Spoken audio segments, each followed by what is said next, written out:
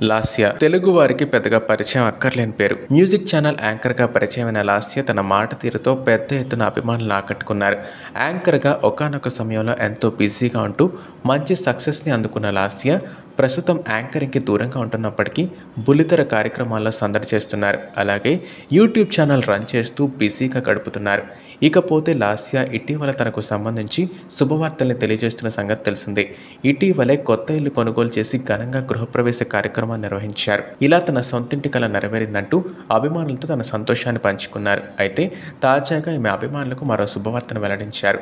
ఇటీవల కాలంలో సెలబ్రిటీస్ అందరూ కూడా క్లోతింగ్ బిజినెస్లోకి అడుగు పెడుతున్న సంగతి తెలిసిందే. అయితే లాస్య కూడా ఒక క్లోతింగ్ బిజినెస్ ప్రారంభించారని తెలుస్తోంది.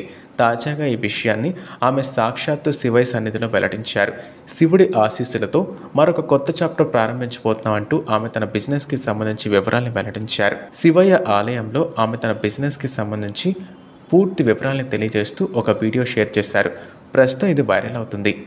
ది కార్డ్ సెట్ స్టూడియోని ప్రారంభిస్తున్నట్లు వెల్లడించారు. ఈ విషయాన్ని లాస్య తెలియజేయడంతో అభిమానులు కూడా సంతోషం వ్యక్తం చేస్తున్నారు. అయితే ఇప్పటికే పలువురు బుల్లితెర నటీమణులు కూడా ఇలా డిజైనర్ స్టూడియోస్ ప్రారంభించిన సంగతి తెలిసిందే.